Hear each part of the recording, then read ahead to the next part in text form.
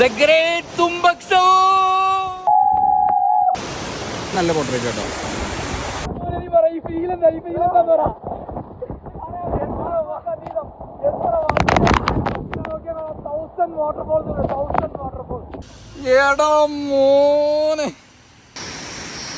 നമ്മൾ the great Indonesian തുമ്പക്സു ട്രക്കിലാണുള്ളത്.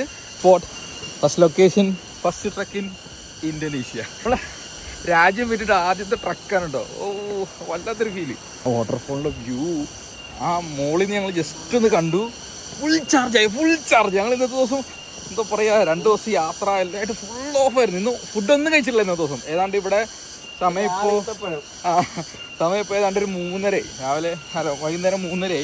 ഇതുവരെ ഒന്നും കഴിച്ചിട്ടില്ല. ആകെ 2 ഈത്തപ്പഴവും കുറച്ച് നട്ട്സും മാത്രമേ ഉള്ളൂ. പക്ഷെ ആ വ്യൂ എന്താ പോലെ. രാജ്യം വിട്ടപ്പോൾ ഊക്കൊക്കെ തിരിച്ചിട്ടെന്നാണ്.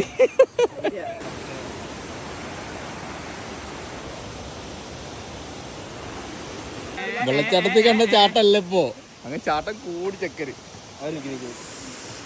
മക്കളെ താഴത്തേക്ക് ഇറങ്ങല്ലേ? ഇറങ്ങല്ലേ? ബുദ്ധിമുട്ട് പോലെ. നമുക്കൊരു സാധനം ഉണ്ടായിരുന്നു, നമ്മൾ ഇന്ത്യൻ ട്രക്ക് മാത്രമേ പിടിച്ചിട്ടുള്ളൂ. ഏത് ഇന്റർനാഷണൽ ട്രക്ക് പിടിച്ചിട്ടില്ലാന്ന്. സീനാണോ? ഇതൊരു തിരിച്ചു പോവാം. ഒരു സംഭവം കാണിച്ചേ.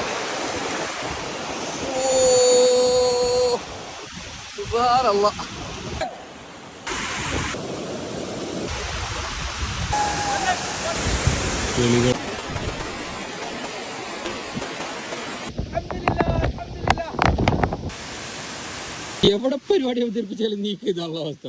നേരത്തെ വന്നൊരു ചരിത്രമില്ല. ആ ഡ്രൈവറായിട്ട് ഇനി എന്ത് പറയുമോ, ഭാഷ അറിയാത്തതിന്റെ കുഴപ്പമില്ല.